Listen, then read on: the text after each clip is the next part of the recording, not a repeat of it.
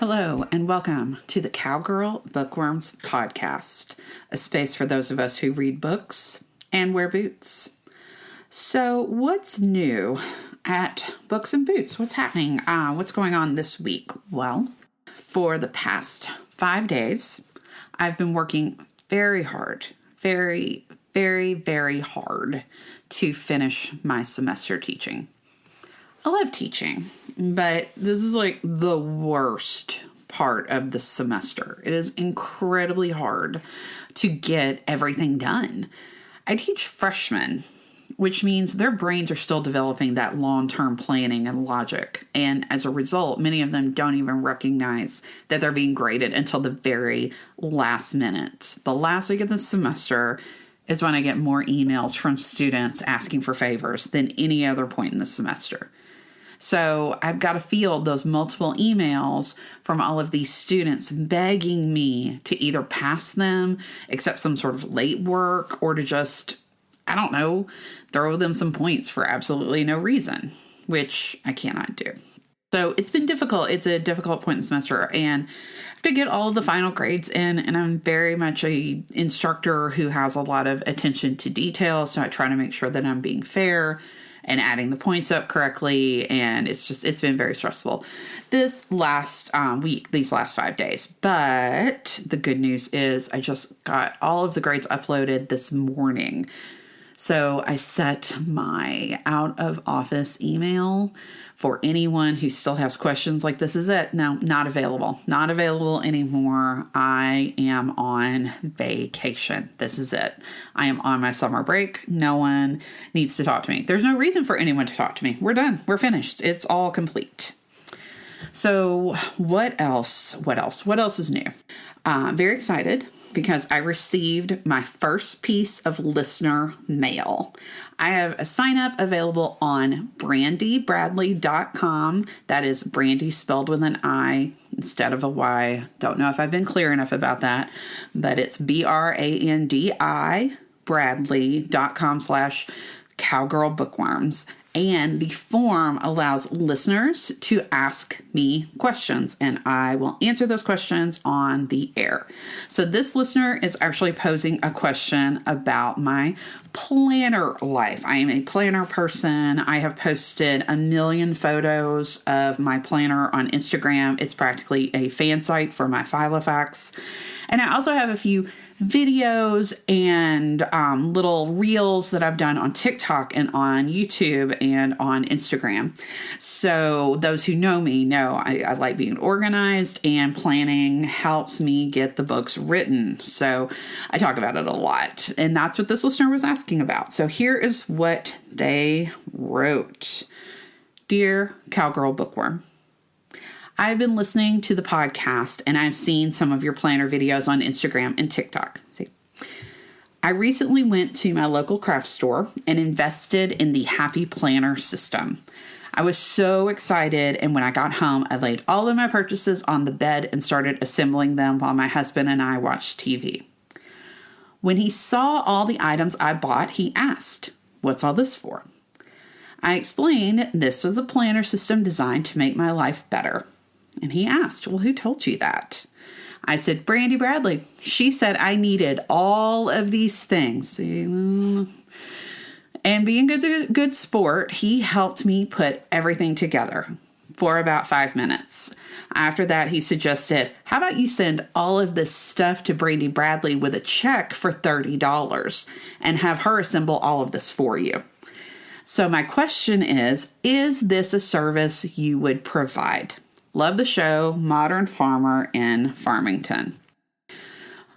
Wow, that was my reaction when I first read it. Wow, okay. So the quick answer to that question is no, I do not offer that service. That is not something that I provide, because putting together a planning system, while it is one of my favorite things to do, doing that is incredibly personal. It's too personal of a project for me to even attempt. Even if you have a dated planner, whether you want all of your weeklies in one area and your monthlies in another, if you want scrap paper or places to take notes, like where that would go, how you want your tabs none of these things are something that I can just intuit, because there is no one way to do it. It's just however is most comfortable for you. So yeah, it's far too personal of a project for me to take on. So I would not want to take your money. But also, if you could just do me a favor, help me out here. Please do not tell the person that I can only assume that you were sharing a bank account with that I told you to buy something. Like, I don't feel like I want that in my life. So if you could just not throw me under the bus like that, that would be great. I would appreciate that. Unless it's my book.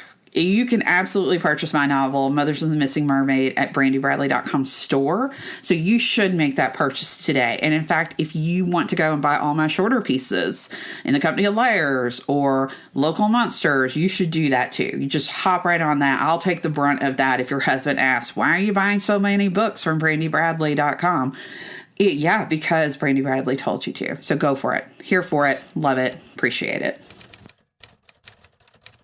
So what's the story this week? So this week I am going to read to you a post called Got Caught Reading. I used to listen to this podcast where writers were interviewed about the pivotal books they read growing up.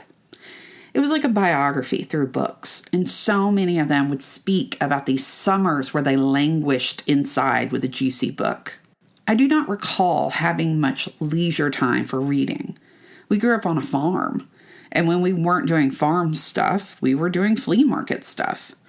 In the summers, we picked squash in the mornings, and in the afternoons, we worked in the flower shop. Mondays were trips to Memphis for supplies, which might sound cool, except it was for silk flowers and dried eucalyptus.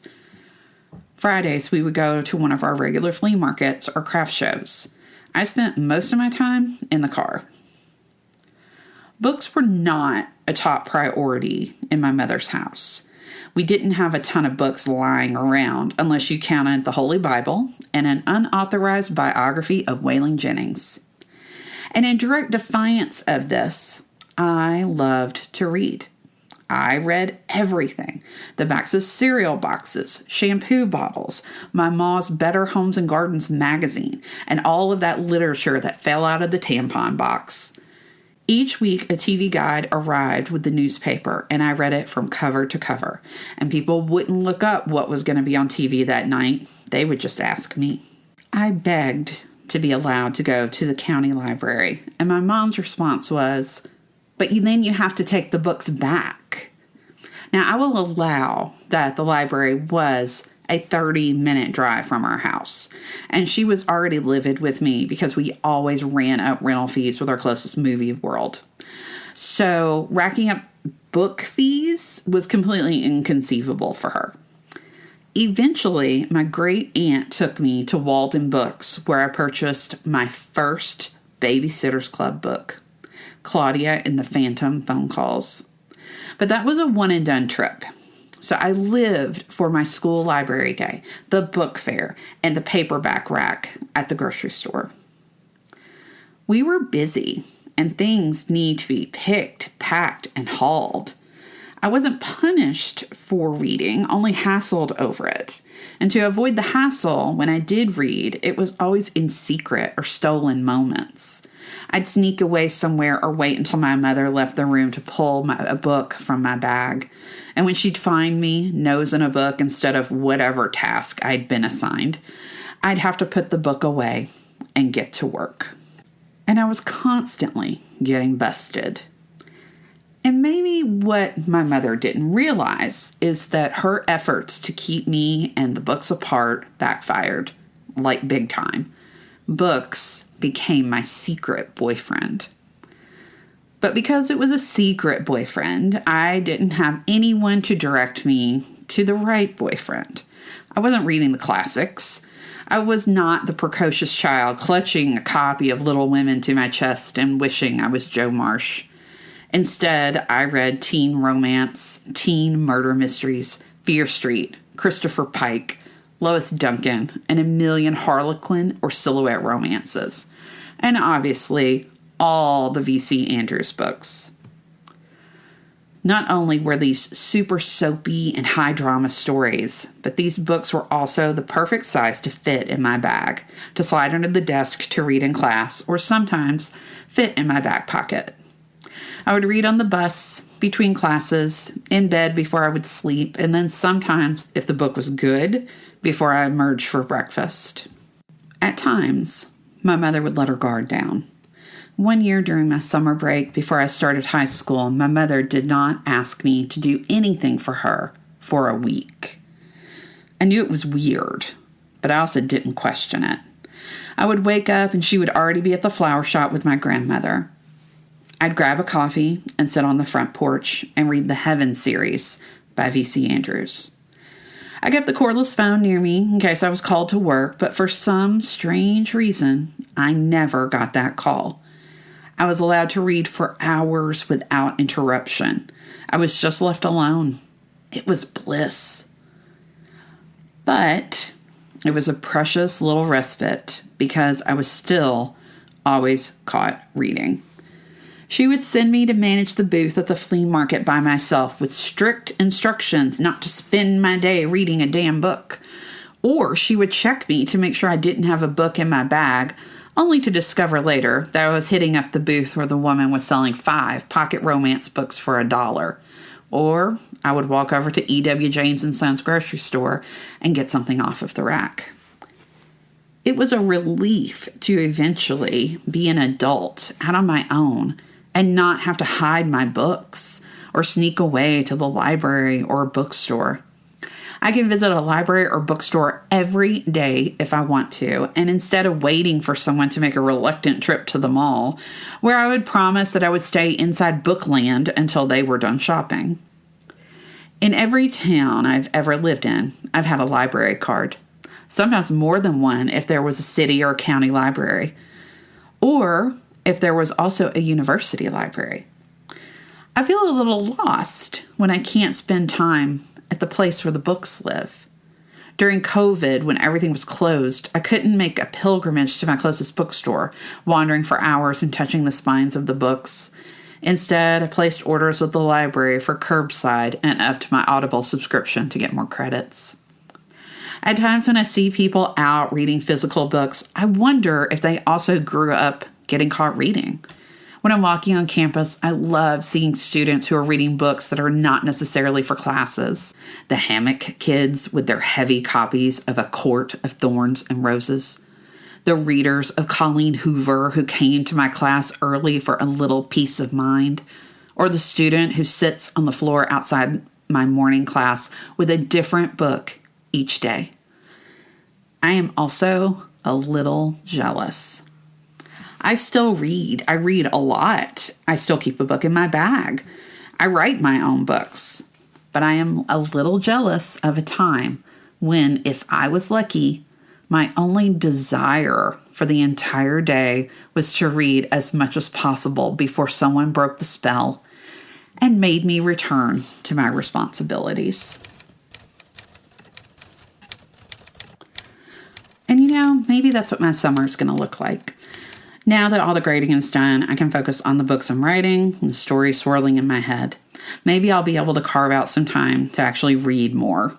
Weirdly enough, I feel like I read more when I'm on my vacations. So I'm looking forward to our summer travels when I can read on planes, in hotel rooms, and if I'm lucky, poolside. Thank you so much for listening. If you enjoyed this, remember there is new content on brandybradley.com each week. And also, I am accepting listener mail. So go to brandybradley.com/Cowgirl Bookworms and enter the form at the bottom with your question. Read books, wear boots, XOXO, B.